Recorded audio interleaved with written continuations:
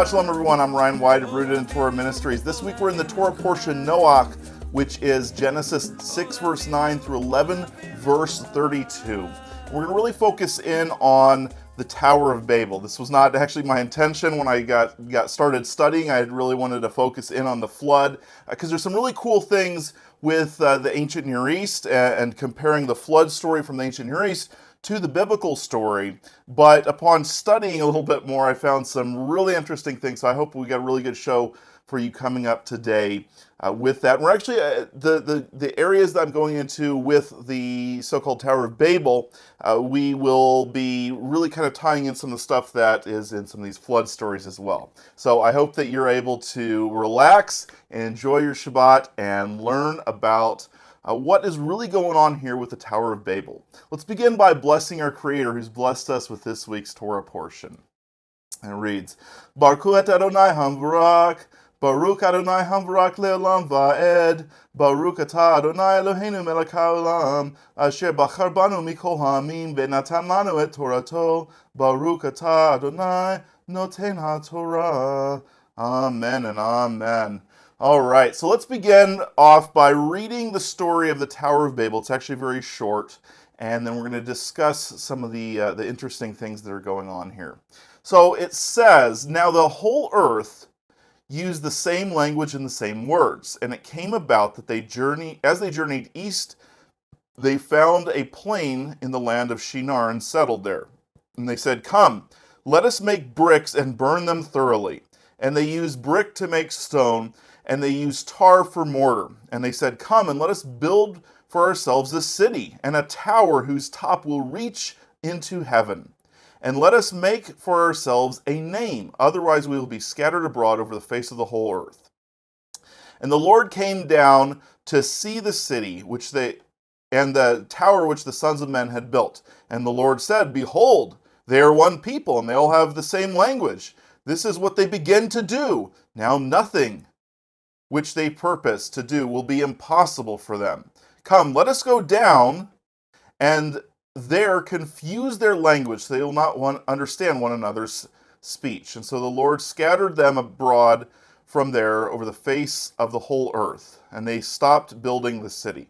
Therefore the name was called Babel, because the Lord confused the language of the earth there, and there the Lord scattered them abroad over the face of the whole earth. Okay, so very short passage, just 9 little verses here, and yet there really is some really deep and interesting things here. Of course, this place called Babel, is what eventually becomes known as Babylon.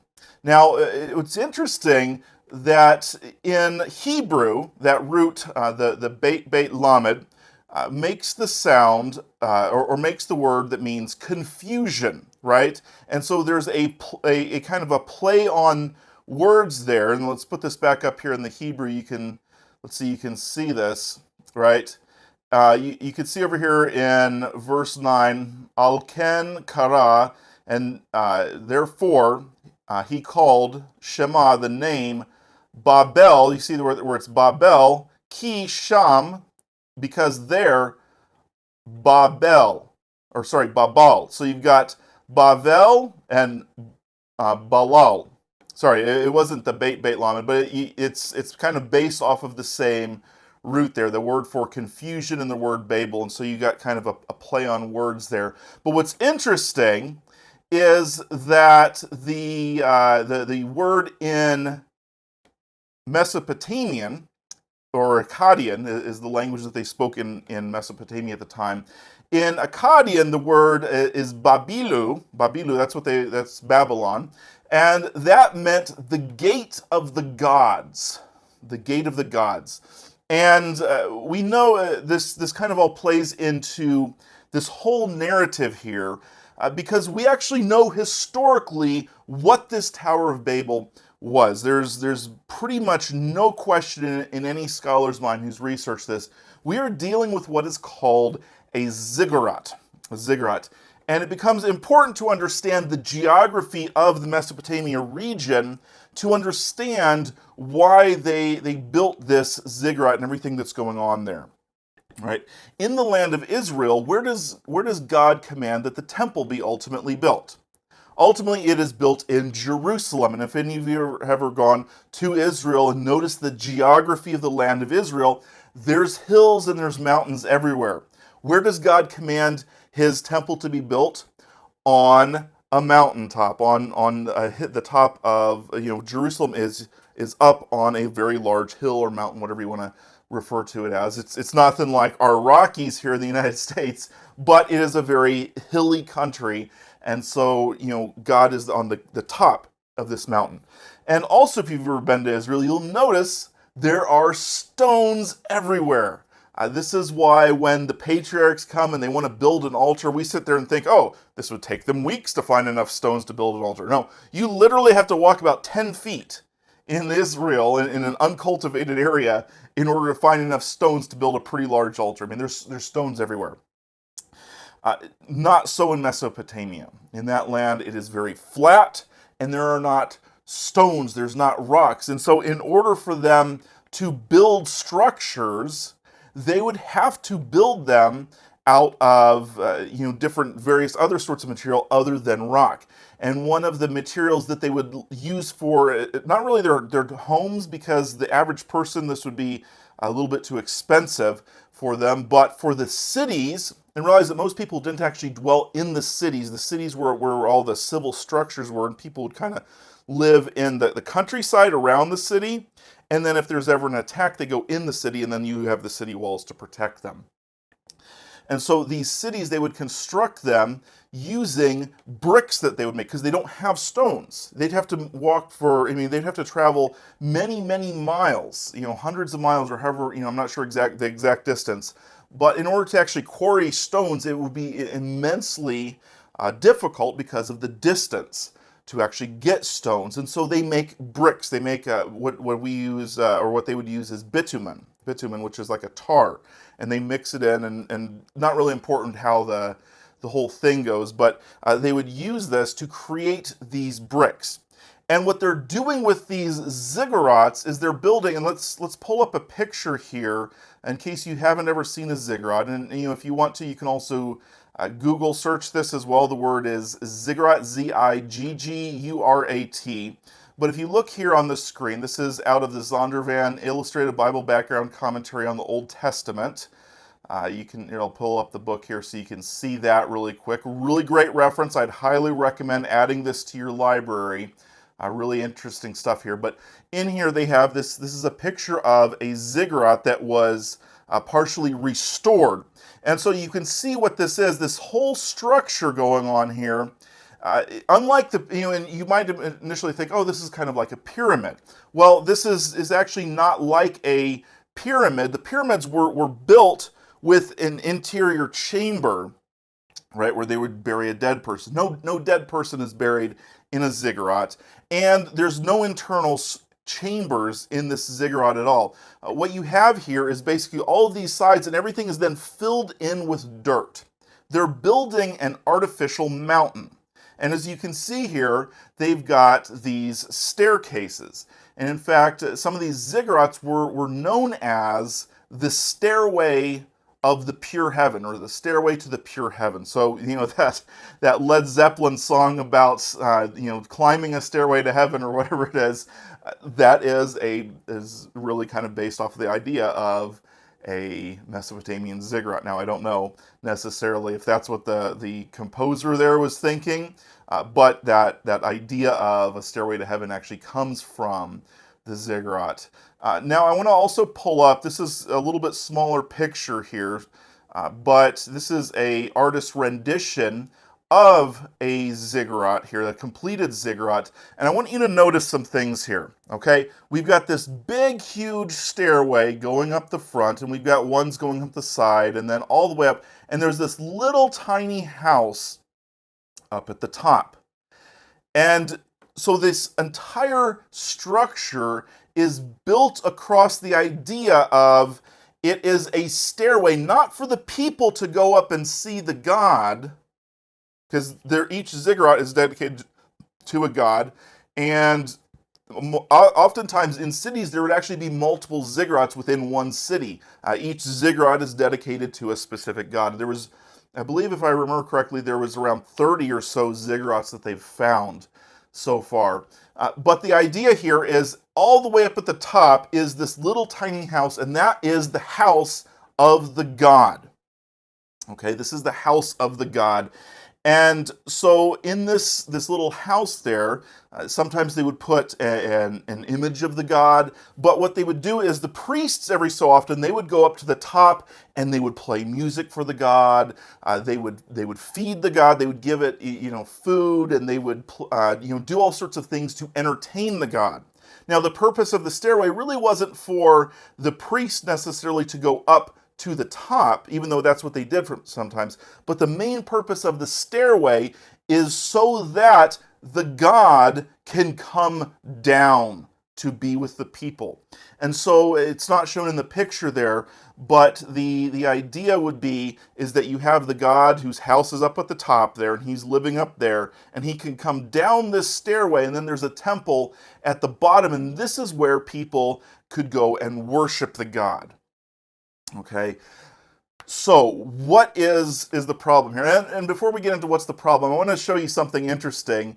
And what we can actually see is God's actually kind of making fun of the people and their mindset. Let's go back to our Bible here. And in Genesis 11, verse, he says it twice. Yeah, verse 5, it says, "The Lord came down to see the city and the tower which the sons of men built." So they're building a stairway for him. He's going to come down. And when he comes down, it's not going to be a pleasant thing. And so then again in verse 7, "Come, let us go down and confuse their language." So while they wanted the God to come down and be with them, they didn't realize that having the God come down was not necessarily in their benefit. Now, you might ask, well, don't we want God to dwell with us? Absolutely we do. Absolutely. The Bible is very clear. That's God's desire, is to dwell with us. But here's the problem. And this is where I really got my message really turned around. I had one thing in mind, and thankfully God led me to this commentary. This is the NIV, that is in the New International Version, application commentary on Genesis by John Walton. And he makes just an amazing point here that I really want to focus in on. He talks about the various things that some people have come up with on why God was so upset with this Tower of Babel, with this ziggurat. And ultimately, he proposes that we really can't understand what's going on here unless we put ourselves back in the mindset of the ancient Near Eastern world. Remember, Moses is writing this to the people, the children of Israel coming out of Egypt. And even though they're coming out of Egypt, you got to realize there was a lot of trade, there's a lot of various interactions between people, especially when you consider where they're being planted at. They're being planted in the land of Canaan, which is essentially a land bridge between the northern part of the world and the southern part of the world, the populated world, right? If you live in Babylon, you're not going to go directly to Egypt because there's this huge desert. You're going to go up around the Levant, right, around the rivers there, and you're going to come down through the land of Israel, through the land of what at the time was the land of Canaan. And so basically they become a bridge between all the different societies, and people wanted to trade. And so of course they're going to bring their mindset and their ideology with them. Furthermore, where's Abraham from? Abraham's from Mesopotamia. So more than likely Abraham probably grew up around these ziggurats. And so it becomes extremely important that we realize that the people reading the Bible are going to understand what a ziggurat is. And when they hear about this tower, that's what they're thinking, is these ziggurats, right? And so there's been some proposals that, God was upset because they were building a city. Well, that's maybe, but it's not necessarily a bad thing that they build a city. I mean, God chose to put his temple in a city of Jerusalem, right? So the idea of building cities isn't necessarily a bad thing. Also, that they want to make a name for themselves. And yet, in the very next chapter, God promises Abraham that he will make his name great. So having a great name isn't necessarily a bad thing. And so here's the thing that John Walton proposes, and having studied this out, I really agree with his point. And studying ancient Near Eastern culture, this really comes into focus, is that the problem is this is the start of Babylonian paganism. Oftentimes we think of paganism as, these idols and, these abominable practices and things like that. Oftentimes there's symbols, this is a pagan symbol and this, that, and the other. These are all kind of the external things. And the thing is that we really need to consider the core issue with paganism, with idolatry.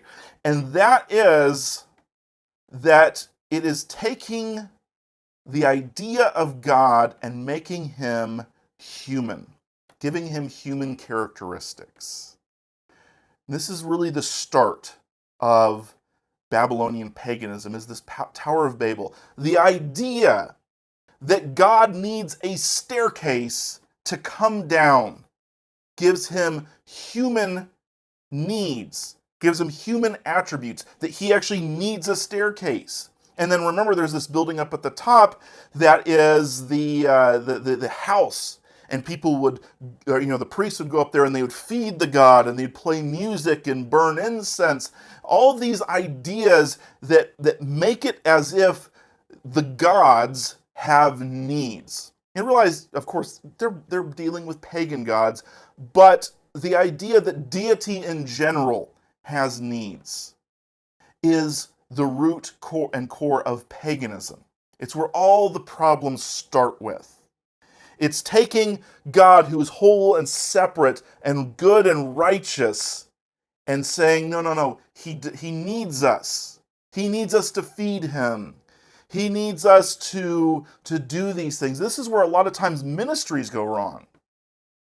When a ministry gets the idea, how is God going to do this without me? How are the hungry ever going to get fed unless my ministry feeds them? How are the people ever going to learn about God unless I teach them these things? This is something that, as a teacher, I always have to be on guard against, because there's a lot of just amazing things, and I'm just like, wow, God's given me all this stuff, and I've always got to be on guard to think, you know what? It's not about me. If I wasn't teaching you this, God would find someone else. Let me give you a perfect biblical example. Remember that little prophet who, just a little guy, Elijah? Probably one of the biggest prophets in the Hebrew Bible. What ended his career? Do you remember what ended Elijah's career?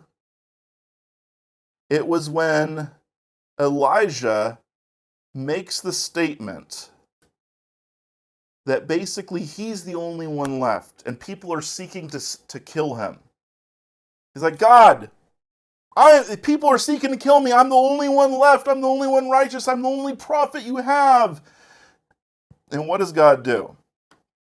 God says, I've got, and I don't remember the exact number, I think it was like, I've got 5,000 prophets stored away. You think that you're all that?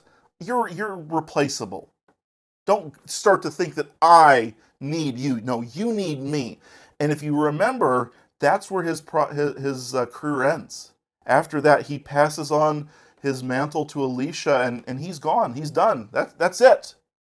He began to think that God had needs, that God had this human need. Think about Psalm 51, I believe it is, right? Where God says, basically, I don't want your sacrifices. Do you think that I'm hungry? If I was hungry, I'd tell you. I own the cattle on 1,000 hills. I don't need your sacrifices. Now, does that mean that God doesn't desire us to sacrifice? Absolutely not. Absolutely not. He very clearly commands that in Leviticus. But when we are sacrificing to him in his temple, it's not about meeting his needs. It's about the appropriate protocol to worship the King of the universe. It's not about meeting his needs. But in Babylonian paganism, that's what it was. It was about fulfilling the needs of the gods, feeding them, making them happy. And that's where the problem starts. That's where John Walton proposes, and I would tend to agree with him based on the evidence that he provides. And I'd recommend, if you really want to dig into this more, please check out that commentary there, because I don't have enough time to go into every little detail that he talks about. But that's really where paganism starts, is in Babylon. And that paganism starts by humanizing the gods, bringing them down to our level, and giving them, these needs that only we can fulfill. Now, to tie that in to the flood, it's interesting because the Bible is not the only flood story out there. And that actually shouldn't surprise us. There's a lot of scholars who are what they call biblical minimalists. They don't actually believe the Bible stories. And so they go and they say, well, there's all these other earlier flood stories, so very clearly the Bible is copying these flood stories. I disagree with that. You see, if there actually was a biblical flood, there should be stories about it. And not all stories are going to be the same. I mean, think about people writing books on World War II, or books on, different events. Are they all going to be exactly the same? No. Different perspectives, different interests, different focuses. I mean, even the Gospels. We've got 4 different Gospel accounts. Are they all exactly the same? No. Because why? They're 4 different perspectives. They're giving us a different picture, and they all have different interests in mind. John is presenting Yeshua as the Lamb of God, and so he's connecting Yeshua to the Passover lamb. The Synoptic Gospels, Matthew, Mark, and Luke, they are presenting Yeshua as the Messiah, as the true King of Israel, and the one who's leading Israel out on a new Exodus. And so, rather than trying to connect Yeshua to the Lamb of God, they connect him to the Passover meal, which is what initiates the greater Exodus, the new Exodus, right? So we have these different perspectives. So I'm going to read to you, this is again the book I used last week, Old Testament Parallels, Laws, and Stories from the Ancient Near East by Matthews and Benjamin. You can also, if you get the Ancient Near Eastern text by Pritchard, you can read the same story in there. But I just want to read it out here because it's a little bit easier to find. And this is the Atrahasis story, which is one of the flood stories out of Old Babylon. And so I'm not going to read the whole thing here, but I just wanted to point out a few things. Is that first, their flood is not brought on by human wickedness. It's brought on by the gods being annoyed by all the noise that the people are making. Think about that. The gods are annoyed because people are making too much noise. And so they bring on this flood to kill off the people. And so, here you see this is tablet 3, paragraph 1. It says, Atrahasis, who's the guy who gets on his boat, cut the mooring rope and let the barge free. The noise in the land ceased, like the silence following the breaking of a pot. The flood rushed forward, the flood charged the people like an army, and so basically, there's no more noise. The gods can finally relax because all these noisy people have finally died off. They were annoying. And so the gods destroyed them because they were annoyed. Not because the humans were evil, but because the gods were annoyed by noise. They gave them human attributes, right? And then, a big difference. So it's interesting, by the way, that the description of the ark made by Atrahasis is actually in the exact same shape as a ziggurat. Interesting, huh? So he gets on this ark, right? And he's there for 7 days. Not 40 days, which ends up being, or 40 days of rain, which ends up being a long time. It was like half a year or so before he lands. 7 days. Why? Well, this is where we see it getting interesting. After 7 days and 7 nights of the flood covering the earth, Nintu and the divine assembly wept because the temples were flooded and the humans were dead. There were no sacrifices for them to eat or drink. So the flood could only last for 7 days because the gods were getting hungry and they needed someone to make them some food. They couldn't flood the earth for that long because otherwise, who's going to feed them?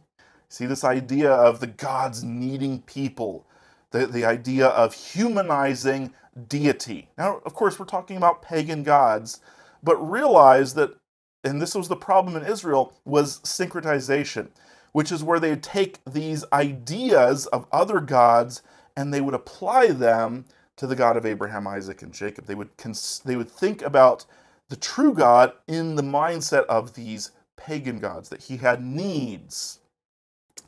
So remember, Noah gets off the ark and he sacrifices, and God smells it's a soothing aroma. And in the Bible, it's a soothing aroma. Why? Because of Noah's obedience and his righteousness. But listen to this.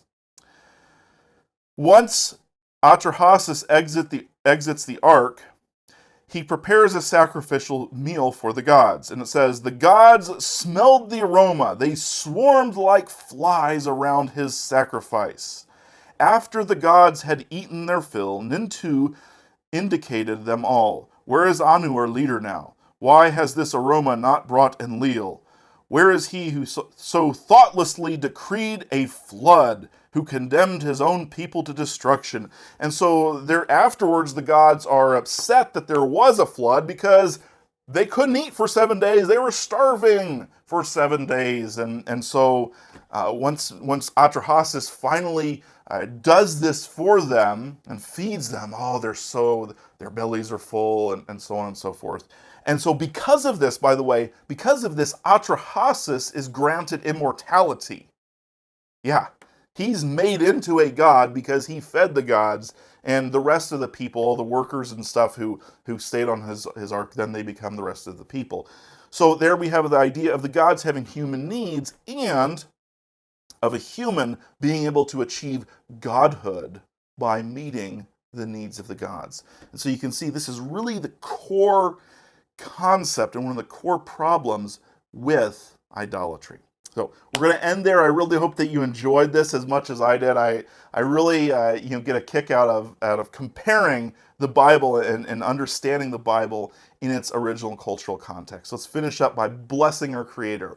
Baruch atah Adonai Eloheinu melech haolam, asher natan lanu Torat emet v'chaye olam nata betukenu. Baruch atah Adonai noten ha-Torah. Amen and amen. I pray that you enjoyed it this week. May Yah bless you and keep you. We will see you again next week. Shalom.